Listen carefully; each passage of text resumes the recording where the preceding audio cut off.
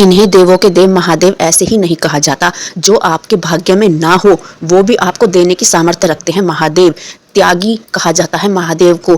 जो अपने भक्त के लिए कुछ भी कर दे वो हैं देवों के देव महादेव। ऐसी कौन सी परेशानी है, ऐसी कौन सी समस्या है जिसे महादेव हल नहीं कर सकते। आपसे महादेव से मांगना ही नहीं आ रहा, इसलिए आपकी परेशानी दूर नहीं हो रही।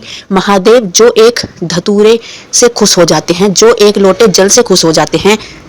मंदिर जाने के कुछ नियम होते हैं, उन नियमों को जरूर अपनाना चाहिए। मंदिर जब भी जाएं हमेशा अपना दीपक साथ लेकर जाना चाहिए। दीपदान का बहुत ज़्यादा महत्व होता है, क्योंकि कोई पीपल के पत्ते पर दीपक जलाता है, कोई जामुन के पत्ते पर दीपक जलाता है, कोई तांबे का दीपक जलाता है, कोई सोने चांदी का दीपक जलाता है। तो दीपक का बहुत ज़्यादा महत्व होता है, इसलिए जब भी अपने घर से जाएं तो दीपक साथ लेकर जाएं। ऐसा नहीं करना चाहिए बिल्कुल भी कि आप मंदिर जा रहे हो और मंदिर में रख के दीपक में अपनी बाती लगाकर आ जाएं। ऐसा बिल्कुल भी नहीं करना चाहिए। महादेव को चंदन बहुत ज़्यादा प्रिय है, तो जब भी मंदिर में जाएं तो इस प्रकार का घिसकर लगाने वाला चंदन का लेप महादेव को जरूर लगाना चाहिए। आप मंदिर में इस प्रकार का चंदन दान भी कर सकते हैं।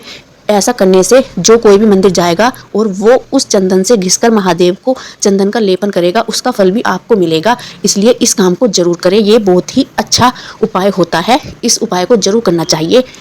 भगवान कार्तिकेय को सेना नायक कहा जाता है, वो पराक्रम के देवता हैं। यदि आपके जीवन में पराक्रम बिल्कुल भी नहीं है, आपके जीवन में शत्रु बहुत ज़्यादा हैं, आप शत्रुओं से हर तरफ से घिरे रहते हैं, तो आपको भगवान कार्तिकेय का पूजन जरूर करना चाहिए। यदि आप माँ नहीं बन पा रही हैं तो आपको भगवान कार्तिकेय को खिलौने भेंट जरूर करने चाहिए। ऐसा करने से भगवान कार्तिकेय की कृपा आपको होगी, क्योंकि नवरात्रों के 5वें दिन माता स्कंद माता का पूजन होता है। वो स्कंद माता भगवान कार्तिकेय की माता का ही रूप होता है, क्योंकि माता पार्वती पहली बार माँ जब बनी थी तो वो स्कंद माता के रूप में ही जानी गई थी। तो यदि आप माँ नहीं बन पा रही हैं तो आप माता पार्वती को केले का भोग लगाएं, भगवान कार्तिकेय को केले का भोग लगाएं। नवरात्र के 5वें दिन माता स्कंद माता को केले का भोग लगाया जाता है। यदि आपको माता के सुख में किसी प्रकार की कमी आ रही है तो आपको स्कंद माता का पूजन जरूर करना चाहिए।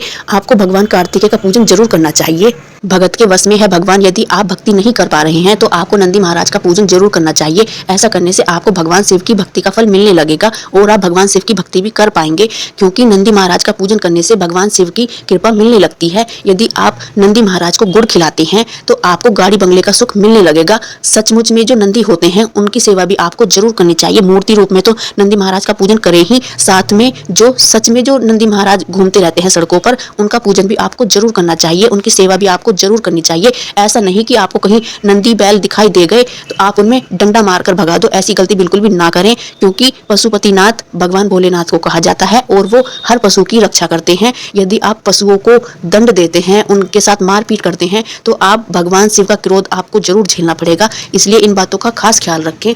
मंदिर जब भी जाएं तो पूरे सच्चे मन से जाएं, दिखावा ना करें, रील बनाने के चक्कर में ना रहें। भगवान आपकी भक्ति देखते हैं। जब भी शिव मंदिर में जाएं अपने घर की रसोई का जल लेकर ही शिव मंदिर में जाना चाहिए, क्योंकि बहुत से लोग ऐसे होते हैं कि शिव मंदिर में जो नल मिलेगी वहां से जल भरकर चढ़ा देंगे। ऐसा नहीं करना चाहिए। जब भी मंदिर जाएं अपने घर की रसोई का जल लेकर ही शिवलिंग पर अर्पित करना चाहिए, क्योंकि ऐसा कहा जाता है कि हमारी रसोई का जो जल होता है वो जब शिवलिंग पर अर्पित होता है तो उससे हमारे पितर देवता तृप्त होते हैं, और जब हमारे पितर देवता तृप्त होते हैं तो उससे हमारे घर की उन्नति होने लगती है। यदि आप अपनी घर की बहन बेटियों को खुश नहीं रखते, आप मौके मौके पर अपनी घर की बहन बेटियों को घर पर नहीं बुलाते, आप उनसे कोई वास्ता नहीं रखते, तो आपके पितर देवता आपसे तृप्त नहीं होंगे, वो आपसे खुश नहीं होंगे। क्योंकि घर की बहन बेटियों का भी हिस्सा होता है घर में। पितरों की पूजा तभी पूरी होती है जब आप घर की बहन बेटियों को, उनके मान को खुश रखते हैं, उन्हें वस्त्र कुछ ना कुछ भेंट देकर विदा करते हैं। तो जब आप अपने घर पे समय समय पर अपने घर की बहन बेटियों को बुलाते हैं तो उससे आपके पितर खुश रहते हैं, और जब पितर खुश रहते हैं तो आपके घर की बरकत बढ़नी शुरू हो जाती है, आपके घर में बरकत आनी शुरू हो जाती है। इन बातों का खास ख्याल रखना चाहिए। बहुत से लोग होते हैं कि अपने घर की बहन बेटियों से वास्ता ही नहीं रखते। बहुत सी महिलाएं ऐसी होती हैं जो आपके घर की बहन बेटियों को घर पर बुलाना ही पसंद नहीं करती। ऐसा बिल्कुल भी ना करें। ऐसा करने से आपके घर में बरकत बिल्कुल भी नहीं आएगी। आप चाहे कितने ही उपाय कर लेना, आपकी कुंडली में भले ही कितने ही बड़े राजयोग लिखे हों, लेकिन जब आप अपने घर की बहन बेटियों को अपने घर पर बुलाते ही नहीं हैं, उनको मान सम्मान देते ही नहीं हैं, तो कितने ही बड़े से बड़े राजयोग हों, सब धरे के धरे रह जाएंगे। अपने घर के नाते रिश्तेदारों से प्रेम पूर्वक वास्ता रखें। बहुत सी महिलाएं ऐसी होती हैं जो ससुराल के जो रिश्तेदार होते हैं उन्हें घर पर बुलाना ही पसंद नहीं करती।